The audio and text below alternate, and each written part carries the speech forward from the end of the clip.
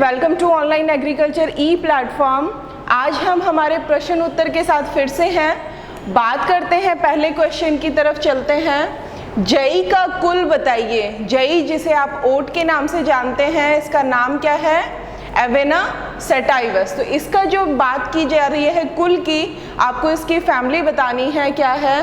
Gramineae family से belong करता है, पोएसी फैमिली से बिलोंग करता है, या फिर ग्रास या फिर आप इसे घास कुल कहते हैं उससे बिलोंग करता है, या फिर उपयुक्त सभी। इसके ऑप्शन हैं Gramineae, Poaceae and grass family. तो आपको अच्छे से पता है कि ये जो तीनों नाम हैं ये क्या हैं? ये सेम है। ग्रैमिनी कुल को ही पोएसी और ग्रास फैमिली के नाम से जाना जाता है। मोस्टली जो सीरियल्स हैं वो इसमें है ना इंक्लूड हैं। बात की जाए जई की, तो जई भी जो है वो हमारे कौन सी फैमिली से बिलोंग करता है? ग्रैमिनी, पोएसी या फिर घास कुल, ग्रास फैमिली से बिलोंग करता है। तो इसका जो उत्तर होगा वो क्या होगा?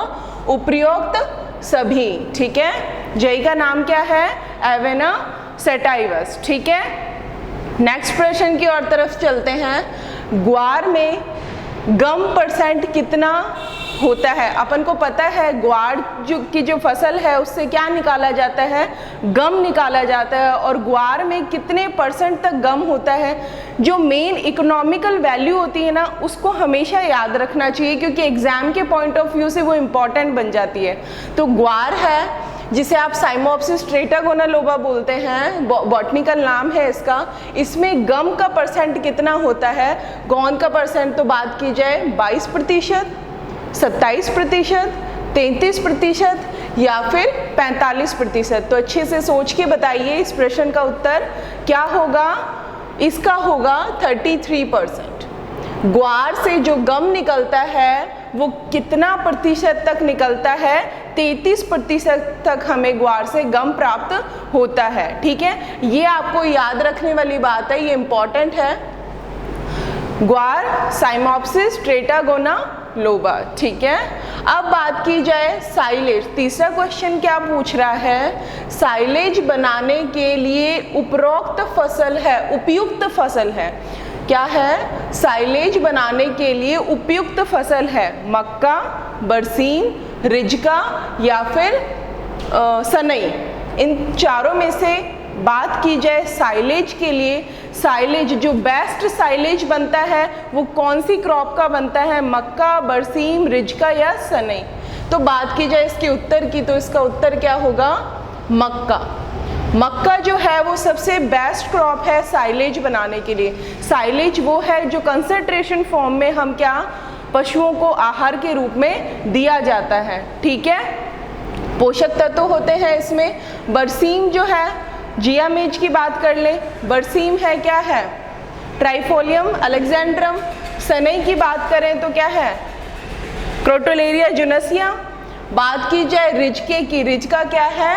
मेडिकागो सेटाइवा। ठीक है, अब नेक्स्ट क्वेश्चन क्या पूछा है? नेक्स्ट क्वेश्चन पूछा है हे के बारे में। हमने दोनों क्वेश्चन एक साथ लिखे हैं ताकि कंफ्यूजन ना हो। ठीक है, दोनों क्वेश्चन एक साथ ऊपर नीचे हैं ताकि कंफ्यूजन ना हो। साइलेज के लिए जो सबसे उपयुक्त फसल है वो कौन सी है? मक्का है। वहीं बात की जाए किसकी? हे बनाने की, जो सूखा चारा होता है हे बनाने के लिए जो सबसे उपयुक्त फसल है वो कौन सी है? बरसीम, रिजका, सनई और मक्का। ऑप्शन सेम है, आपको बताना है हे बनाने के लिए सबसे उपयुक्त फसल कौन सी है, तो वो है आपकी बरसीम। क्या है? बरसीम, ट्राइफोलियम एलेक्जेंड्रम। ठीक है, क्या है? बरसीम। तो आपको पता लग गया साइलेज बनाने के लिए मक्का सबसे उपयुक्त किस्म है, फसल है। और बात की जाए हे के लिए, तो हे के लिए सबसे उपयुक्त फसल कौन सी है? वो है बरसीम। क्लियर है? यहाँ से 4 क्वेश्चन हमने बैक टू बैक कर लिए। अब है 5th number question. 5th number question पूछ रहा है रिजके को इनमें से कौन से नामों से जाना जाता है? रिजके को क्या कहा जाता है? तो रिजका आपको पता है मेडिकागो सेटाइवा, वानस्पतिक नाम इसका। चारे वाली फसलों का राजा, चारे वाली फसलों की रानी, या फिर उपयुक्त दोनों, या फिर इनमें से कोई नहीं। तो आपको पता है अच्छे से ये आंसर सब लोग की क्वीन ऑफ फॉडर जो होता है क्या है? क्वीन ऑफ फॉडर कहा किसको जाता है, आपके रिजके को कहा जाता है। और वहीं बात की जाए चारे वाली फसलों का राजा, राजा क्या कहलाएगा, बरसीम। किंग ऑफ फॉडर क्रॉप कौन है, बरसीम है। वहीं बात की जाए क्वीन की, क्वीन ऑफ फॉडर क्रॉप कौन है, क्वीन ऑफ फॉडर क्रॉप, ठीक है, वो कौन है, आपकी रिजका। रिजके को क्या क्या बोला जाता है, चारे वाली फसलों की रानी बोला जाता है। ये पांचों प्रश्न काफी इंपॉर्टेंट थे। अब हम नेक्स्ट पे चलते हैं, ठीक है। चलिए अब 6 नंबर क्वेश्चन को पढ़ते हैं। 6 नंबर क्वेश्चन क्या है, IISR Indian institute of sugarcane research कहाँ पे स्थित है। आपको अच्छे से सोच समझ के बताना है। इसमें पूछा है Indian institute of sugarcane research कहाँ पे स्थित है। ऑप्शन है कोयम्बटूर, केरला, लखनऊ या अजमेर। तो IISR के नाम से कौन सा इंस्टीट्यूट, एक और इंस्टीट्यूट है, हम शुगर केन की बात करेंगे अभी, बट उससे पहले एक और इंस्टीट्यूट है IISR के नाम से। वो इंस्टीट्यूट कहाँ है, ये भी आप थोड़ा सा सोचिए अपने दिमाग से। Indian institute of spices research कहाँ पे सिचुएटेड है, कालीकट, केरला में, ठीक है। बट IISR इसने क्या पूछा है, Indian institute of sugarcane research. Sugarcane research जो है वो कोयम्बटूर में, केरला कट हो गया, फिर है लखनऊ में या फिर अजमेर में। तो अजमेर में आपको पता है NRC फॉर सीड स्पाइसेस है, ठीक है। NRC तबीजी अजमेर में क्या है, national research centre for seed spices, वो है, तो वो कट हो गया। अब बात की जाए इसके उत्तर की, तो इसका उत्तर जो है वो क्या है, लखनऊ। लखनऊ में क्या है, और ये कब स्टार्ट हुआ था, 1952 में, ठीक है। जो IISR Indian institute of sugarcane research institute है वो कहाँ पे है, लखनऊ में सिचुएटेड है। और स्टार्ट कब हुआ था, 1952 में।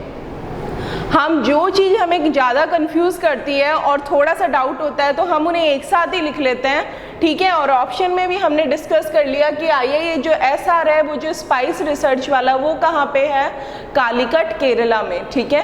और NRC फॉर सीड स्पाइस की बात की जाए, बीजीय मसालों की बात की जाए, तो वो कहाँ पे है, तबीजी अजमेर में। क्लियर हुआ चारों ऑप्शन। चलिए अब नेक्स्ट क्वेश्चन की तरफ चलते हैं। नेक्स्ट क्वेश्चन ये पूछा गया है, शुगर केन ब्रीडिंग इंस्टीट्यूट कहाँ पे है। ब्रीडिंग इंस्टीट्यूट जिसे SBI बोलते हैं, शुगर केन ब्रीडिंग इंस्टीट्यूट कहाँ पे स्थित है। ऑप्शन सेम, केरला, कोयम्बटूर, लखनऊ या इनमें से कोई नहीं। तो अब जो चीज़ याद रखने वाली है, अब इसका जो उत्तर होगा वो होगा कोयम्बटूर। तो ब्रीडिंग का जो काम है वो कहाँ हो रहा है, कोयम्बटूर कहाँ है, तमिलनाडु, ठीक है। जो ब्रीडिंग का काम है वो कहाँ हो रहा है, कोयम्बटूर में हो रहा है। बट रिसर्च इंस्टीट्यूट कहाँ है, कहाँ पे, लखनऊ में, ठीक है। अब ये जो ब्रीडिंग इंस्टीट्यूट ये कब बना था, 1912 में, ठीक है। ये बहुत पहले इंस्टीट्यूट ICAR ने बहुत पहले ओपन कर दिया था, ठीक है, ब्रीडिंग इंस्टीट्यूट। बट बात की जाए रिसर्च इंस्टीट्यूट की तो वो 1952 में बना था, ठीक है। क्लियर हुआ।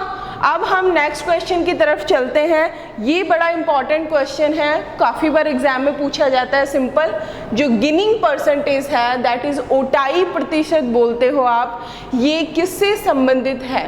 तो आपने अच्छी तरीके से ये क्रॉप में पढ़ा होगा, बहुत इंपॉर्टेंट क्रॉप है जिसको आप वाइट गोल्ड के नाम से जानते हैं, है ना।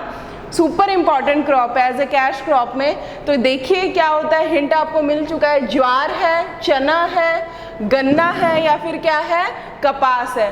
तो चारों ऑप्शन में से आपको अच्छी तरीके से पता है जो गिनिंग प्रतिशत है, ये ओटाई प्रतिशत है, वो किससे संबंधित होता है, वो होता है वाइट गोल्ड यानी आपके कपास से रिलेटेड, ठीक है।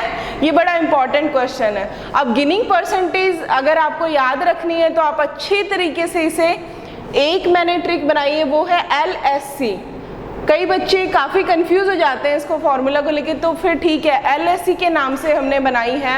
LSC क्या है, weight of lint upon weight of, अब ये SC से क्या है, सीड कॉटन, और आप लोग पता है और डिवाइडेड बाय 100, तो ये इसका जो गिनिंग परसेंटेज है, ये इसका फॉर्मूला है कि किसका, आपके रेशे का, लिंट का भार अपॉन बाई जो बीज और प्लस लिंट दोनों का भार और मल्टीप्लाई बाय 100। तो ये गिनिंग प्रतिशत निकालने का फॉर्मूला है। और आपको पता है कितनी प्रतिशत गिनिंग होती है कपास में, 33% तक, 33% तक गिनिंग परसेंटेज होती है। बात की जाए LSC, अब सीड कॉटन, तो आप अच्छी तरीके से एक चीज याद रखिए कि कॉटन सीड है। इस टाइप से आप एक ट्रिक याद कर लीजिए, कॉटन सीड है। ये दो टर्म होती है ना, सीड कॉटन और कॉटन सीड। तो कॉटन सीड है, उसमें आपका जो लिंट है वो नहीं होगा। और बात की जाए किसकी, सीड कॉटन की, तो इसमें आपका लिंट भी होगा और बीज भी होगा। ठीक है, इसमें क्या क्या होंगे, इसमें दोनों चीज होंगी।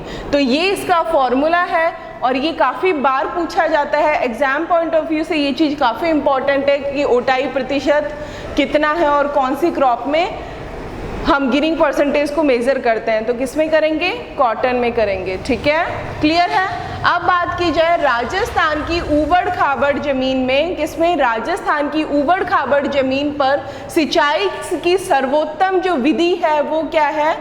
ये भी बड़ा अच्छा क्वेश्चन है, घुमा फिरा के कैसे भी पूछ सकते हैं ये आपको। ऊबड़ खाबड़ जहाँ आ गया, अनड्यूलेटेड लैंड बोलते हैं जिसको, उसके लिए जो सर्वोत्तम हमारी सिंचाई की विधि है वो क्या है, ड्रिप हो सकती है, फवारा हो सकती है, क्यारी हो सकती है या फिर फ्लड हो सकती है। तो आपको बताना है अच्छे से क्या क्या है।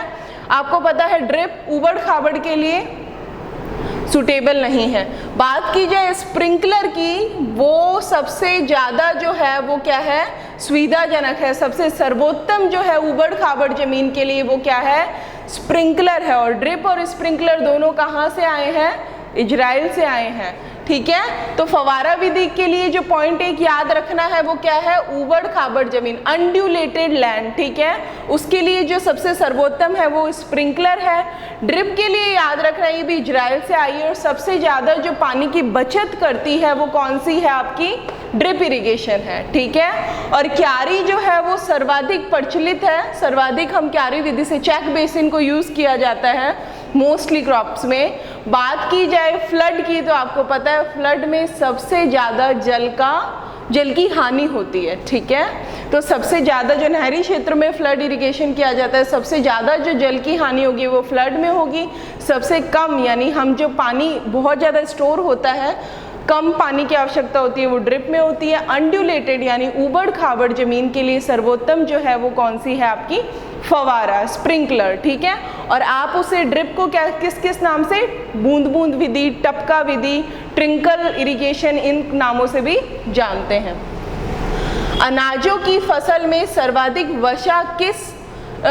वसा की मात्रा किस में पाई जाती है, ये भी अच्छा क्वेश्चन है। जो फैट कंटेन होता है, मोस्टली हमें पता है अनाजों में कार्बोहाइड्रेट ज़्यादा होता है ना, फैट कंटेन इतना नहीं। तो ये बोल रहा है अनाजों की फसल में से सबसे ज़्यादा जो वसा प्रतिशत है वो किस में होता है, मक्का में, गेहूं में, ज्वार में या फिर बाजरे में। तो इसका उत्तर जो है वो आपका क्या है, बाजरा। बाजरा जो है उसमें सबसे ज़्यादा क्या पाया जाता है, वसा प्रतिशत पाई जाती है सारी अनाज वाली फसलों को लेके, है ना। सारी अनाज वाली फसलों में से देखा जाए तो लमसम 4 से 5% फैट मिल जाता है ना, 3 to 5%। तो ये कुछ इंपॉर्टेंट क्वेश्चन थे आज के हमारे। होप सो आपको अच्छे लगे होंगे। आप प्रॉपर नोट्स बनाइए और इनको बार बार रिवाइज कीजिए। ठीक है, थैंक यू सो मच।